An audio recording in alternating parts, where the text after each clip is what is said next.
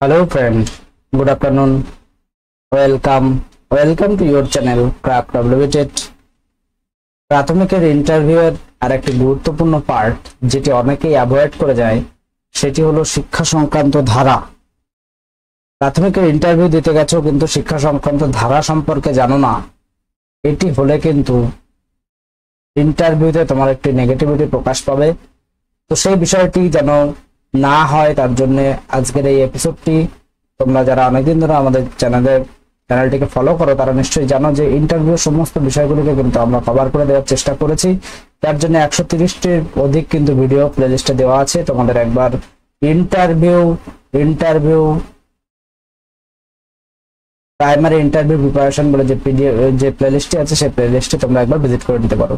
যারা এখনো আমাদের টেলিগ্রাম গ্রুপে জয়েন হয়নি তারা ডেসক্রিপশন বক্সে দেওয়া লিংকের মাধ্যমে টেলিগ্রাম গ্রুপে জয়েন হয়ে যাও, অথবা এই কিউআর কোডটি স্ক্যান করে কিন্তু তোমরা টেলিগ্রাম গ্রুপে জয়েন হয়ে যেতে পারো। যারা প্রাইমারি ইন্টারভিউ প্রিপারেশন নিচ্ছ প্রত্যেকের জন্য ইন্টারভিউ প্রিপারেশনের জন্য একটি ফ্রি পিডিএফ রয়েছে, প্রত্যেকে এটি নিতে পারো। কিভাবে নিতে পারবে সেটি আমরা পরে আলোচনা করে দেবো। তো আজকে আমাদের যে আলোচ্য বিষয়, যে ভারতীয় সংবিধানে যে শিক্ষা সংক্রান্ত ধারণাগুলি আছে, এর আগে কিন্তু আমরা মৌলিক অধিকার মৌলিক কর্তব্যগুলি নিয়ে আলোচনা করেছি। তো আজকে আমরা যে ধারাগুলি আছে অর্থাৎ আর্টিকেল 28, আর্টিকেল 30, আর্টিকেল 45, 46, 62, 63, 64, 350 এই সমস্ত ধারাগুলিতে কি আছে সবগুলো নিয়ে আলোচনা করব। এর আগে কিন্তু এইগুলি যে হঠাৎ করে আমরা আলোচনা করছি তা কিন্তু নয়। 2022-এর ইন্টারভিউতে অনেকেই কিন্তু মৌলিক অধিকার এবং মৌলিক কর্তব্য থেকে প্রশ্ন করা হয়েছে। সুতরাং এটি আপকামিং ইন্টারভিউতে এই ধারা থেকে প্রশ্ন হবে না বা তার কোনো গ্যারান্টি নেই, সুতরাং এগুলিকে তোমাদের জানতে হবে। তো আর্টিকেল 14 অর্থাৎ আর্টিকেল 14 কি বলা হয়েছে দেখো। ভারতীয় সংবিধানের 14 নম্বর ধারায় বলা হয়েছে যে ভারতে অবস্থিত কোনো ভারতীয় নাগরিককে রাষ্ট্র আইনের দ্বারা সমানভাবে রক্ষণাবেক্ষণের অধিকার থেকে বঞ্চিত করবে না, অর্থাৎ সমান অধিকার কিন্তু দেওয়ার কথা বলা হয়েছে আর্টিকেল 14। শিক্ষা ক্ষেত্রে তারা কিন্তু সমান অধিকার পাবে, সমস্ত ক্ষেত্রে কিন্তু সমান অধিকার পাবে। আর্টিকেল 15-16 কি বলা হয়েছে? আর্টিকেল 15 এবং 16 বলা হয়েছে ভারতীয় সংবিধানের 15 এবং 16 নম্বর ধারায় নারী শিক্ষার কথা বলা হয়েছে। ইন্টারভিউতে যদি কোনো ফিমেল ক্যান্ডিডেটকে প্রশ্ন করা হয় যে বলুন তো ভারতীয় সংবিধানের কোন ধারায় নারী শিক্ষা সম্পর্কে বলা হয়েছে, দেখা গেল তুমি উত্তরটি দিতে পারলে না। আর যদি কেউ উত্তরটি দেয় তাহলে সেখানে প্রমাণিত, তোমরা নিজেরাই একবার ফিল করে দেখো যে তাহলে তার কনসেপ্টটা কতটা ক্লিয়ার, ইন্টারভিউটা কিন্তু বুঝে যাবে। তো ভারতীয় সংবিধানের 15 নম্বর ধারায় বলা হয়েছে জাতি, ধর্ম, বর্ণ, ভাষা, জন্মস্থান, লিঙ্গ প্রভৃতি বিষয় কখনো নাগরিকদের মধ্যে বৈষম্যের কারণ হবে না। তো এখানে নারী শিক্ষার কথা যেমন বলা হয়েছে তেমন কিন্তু জাতি, ধর্ম, বর্ণ, ভাষা এবং জন্মস্থান প্রভৃতি বিষয়ে কোনো নাগরিকদের মধ্যে বৈষম্য রাখা যাবে না।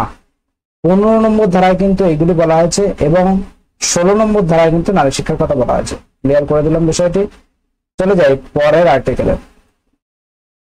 28 নম্বর ধারা, ভারতীয় সংবিধানের একটি গুরুত্বপূর্ণ ধারা রয়েছে 28 নম্বর ধারা। এর আগে তোমরা যারা ভিডিওগুলি দেখেছো আমি তোমাদের অবশ্যই বলবো যে মৌলিক অধিকার এবং মৌলিক কর্তব্য সংক্রান্ত একটা ভিডিও, কিন্তু দুটো ভিডিও রয়েছে।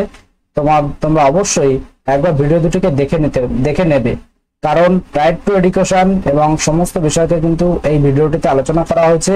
তোমরা এই থাম্বনেইল দেখে কিন্তু এই ভিডিওটিকে দেখে নেবে, অর্থাৎ পার্ট 1 এর এই মৌলিক অধিকার এটি কিন্তু তোমরা অবশ্যই দেখে নেওয়ার একবার চেষ্টা করবে।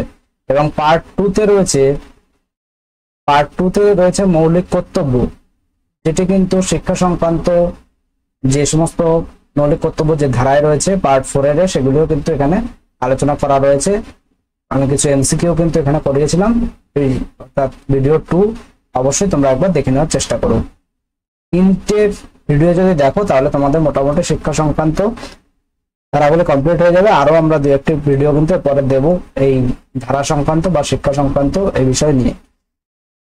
যে বিষয় নিয়ে আলোচনা করছিলাম যে 28 নম্বর ধারায় কিন্তু বলা হয়েছে যে রাজ্য সরকারের আর্থিক সাহায্যপ্রাপ্ত কোনো শিক্ষা প্রতিষ্ঠানে শিক্ষার্থীদের কোনোভাবেই ধর্মীয় শিক্ষা বা ধর্মীয় নির্দেশনা দেওয়া যাবে না, অর্থাৎ রাজ্য সরকারি বিদ্যালয়ে কিন্তু কোনো ধর্মীয় শিক্ষা দেওয়া যাবে না। এটা কিন্তু আর্টিকেল 28 অর্থাৎ আর্টিকেল 28 কিন্তু কথা বলে।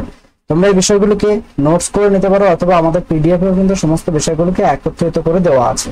পরে বলেছে ভারতের সংবিধানের 30-এর 1 নম্বর উপধারায় বলা হয়েছে যে সরকার কর্তৃক পরিচালিত বা সরকারি সাহায্যপ্রাপ্ত কোনো শিক্ষা প্রতিষ্ঠানে বর্ণ, ধর্ম বা ভাষার পার্থক্য শিক্ষার্থীদের প্রবেশাধিকার থেকে বঞ্চিত করবে না। অর্থাৎ দেখা গেল একজনের ধর্ম একটি আর একজনের ধর্ম আরেকটি, তো সেখানে তাদের প্রবেশ নিষেধ বা প্রবেশ করানো যাবে না, বা বর্ণের ভিত্তিতে যে পার্থক্য, ভাষা ভিত্তিতে পার্থক্য, সেগুলো কিন্তু করা যাবে না। সেটি সম্পর্কে বলে কিন্তু আর্টিকেল 30(1)। এবং কোন সরকারি বা আর্থিক সাহায্যপ্রাপ্ত শিক্ষা প্রতিষ্ঠানে কিন্তু ধর্মীয় শিক্ষা বা ধর্মীয় নির্দেশনা দেওয়া যাবে না, সেটা কিন্তু সংবিধানের 28 নম্বর আর্টিকেল বলছে। তো আমরা যেটা বলেছিলাম যে ইন্টারভিউ ফ্রি পিডিএফটি তোমরা কিভাবে পাবে, যারা ফ্রি পিডিএফ কালেক্ট করতে চাও তারা এই নম্বরে ইন্টারভিউ ফ্রি পিডিএফ লিখবে, তাহলে কিন্তু তোমাদের ফ্রি পিডিএফটি দেওয়া হয়ে যাবে। এবং সেখানে একটি পাসওয়ার্ড প্রোটেক্টেড রয়েছে, তার পাসওয়ার্ড রয়েছে crack WB TET, CRSCK crack capital WB TET. এই পাসওয়ার্ডটা দিলে কিন্তু ওই পিডিএফটি ওপেন হয়ে যাবে। এবং যারা পেইড পিডিএফ নিতে ইচ্ছুক, 3টে পেইড পিডিএফ সেকেন্ড এডিশন তোমরা পেয়ে যাবে। এখানে কিন্তু ফার্স্ট এডিশন দেখানো আছে, second addition PDF 1, PDF 2, PDF 3 মোট 480 পেজের আছে। তোমরা ডিটেইলস জানতে হলে ইন্টারভিউ লিখে হোয়াটসঅ্যাপ করবে এই নম্বরে। যারা ফ্রি পিডিএফ নিতে চাও তারা ইন্টারভিউ ফ্রি পিডিএফ লিখবে। চলে যাও পরবর্তী আপডেট। দেখো এখানে রয়েছে ইম্পর্টেন্স অফ এডুকেশন। তো আমাদের এই যে শিক্ষা, এই শিক্ষার ইম্পর্টেন্সটা কি? তো দেখো এখানে হাই লিটারেসি অর্থাৎ শিক্ষার যে শতাংশ বা সাক্ষরতার হার সেটিকে বাড়ানো কিন্তু শিক্ষার একটি উদ্দেশ্য। হাই রিসার্চ ক্যাপাবিলিটি অর্থাৎ এখানে কিন্তু অনেকগুলো যে রিসার্চ বিষয়গুলি আছে সেগুলিকে বাড়ানোর একটি লক্ষ্যমাত্রা কিন্তু নির্দেশ করে কিন্তু শিক্ষা। পপুলেশন কন্ট্রোল অর্থাৎ পপুলেশন কন্ট্রোল করবার জন্য কিন্তু এডুকেশনের একটা বিশেষ রোল থাকে। গ্রোথ অফ ইনস্টিটিউশন অর্থাৎ ইনস্টিটিউশনের গ্রোথের জন্য কিন্তু শিক্ষার একটা ভূমিকা থাকে। Increased inflow of foreign investment, তো এটির ক্ষেত্রেও কিন্তু ফরেন ইনভেস্টমেন্ট কিন্তু শিক্ষার একটা বিশেষ ভূমিকা থাকে। এরপরে রয়েছে ইকুইটেবল সোসাইটি, তো সোসাইটি ডেভেলপমেন্টের জন্য কিন্তু শিক্ষার একটি বিশেষ ভূমিকা থাকে। তো এইগুলি কিন্তু শিক্ষার এক একটা ভূমিকা, যে শিক্ষা কেন আমাদের নিতে হবে বা শিক্ষার এত ধারা বা এগুলোর উদ্দেশ্য মূলত কি, সেটা কিন্তু আপনাদের তোমরা দেখতে পেলে। আর্টিকেল 45-এ কি বলা হয়েছে দেখো, ভারতীয় সংবিধানের 45 নম্বর ধারায় বলা হয়েছে যে সংবিধান কার্যকরী হওয়ার 10 বছরের মধ্যে রাষ্ট্র 14 বছর পর্যন্ত দেশের সকল শিশুদের জন্য অবৈতনিক এবং বাধ্যতামূলক শিক্ষাদানের ব্যবস্থা করবে। এটি ভেরি ইম্পর্টেন্ট একটি প্রশ্ন, এবং ইন্টারভিউতে যদি ধরা হয় এই প্রশ্নটি এবং যদি তুমি উত্তর দিতে না পারো তাহলে তখনই বুঝে নেবে যে তোমার চাকরি হবে না।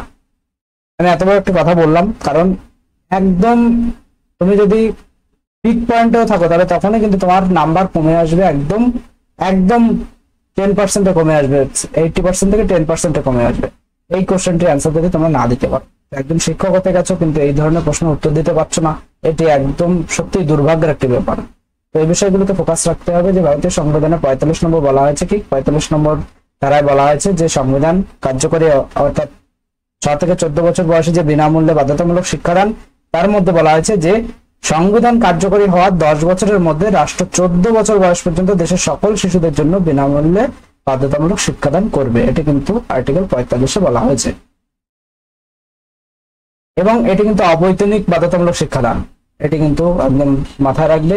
এরপর রয়েছে ভারতের সংবিধানের 3য় অধ্যায় পার্ট 3, 14, 15, 16 নম্বর ধারায় সকলের জন্য সমান অধিকারের কথা বলা আছে, যেটি তোমাদের সাথে আগেই আলোচনা করলাম। আর্টিকেল 46-এ কি বলা হয়েছে দেখো, ভারতের সংবিধানের 46 নম্বর ধারায় বলা হয়েছে রাষ্ট্রকে সমাজের দুর্বল শ্রেণী বিশেষ করে তপশিল জাতি ও উপজাতি মানুষদের জন্য শিক্ষাগত ও আর্থিক সুবিধার ব্যবস্থা করতে হবে, এবং সকল প্রকার সামাজিক অন্যায় ও শোষণ থেকে এই সম্প্রদায়ের মানুষদের রক্ষা করার বিশেষ ব্যবস্থা গ্রহণ করতে হবে। তোমরা যেমনটা জানো যে প্রতিটা বিদ্যালয়ে কিন্তু এখন স্কলারশিপের ব্যবস্থা করা হয়। এই বিষয়গুলি কিন্তু এই আর্টিকেল 46-এর অন্তর্গত, অর্থাৎ তপশিল জাতি এবং উপজাতি মানুষদের জন্য শিক্ষাগত আর্থিক সুবিধার ব্যবস্থা কিন্তু বর্তমানে রয়েছে, যেটা আর্টিকেল 46 কিন্তু প্রদান করছে। এর পরের ভিডিওটিতে আমরা কিন্তু পক্সো আইন আর্টিকেল 46, 64, 350, 351 এগুলো সম্পর্কে জানবো। আজকে অল্প কয়েকটি বিষয় তোমাদের সাথে শেয়ার করে দিলাম। এর পরের দিন তোমরা 350, 351 এবং পক্সো আইন সম্পর্কে জানতে পারবে। অবশ্যই চ্যানেলের সঙ্গে যুক্ত থেকো, চ্যানেলটিকে সাবস্ক্রাইব করে রাখো, এবং এই ধরনের ভিডিওগুলো তোমাদের কেমন লাগছে তোমরা অবশ্যই শেয়ার করে জানিও, এবং প্রত্যেকটি টপিকগুলিকে তোমরা নোট করে রাখো অবশ্যই, কারণ এগুলি কিন্তু অনেক রিসার্চ করে তোমাদের সামনে তুলে ধরা হচ্ছে, তোমাদের অবশ্যই এগুলি বিশেষ কাজে লাগবে। Thank you.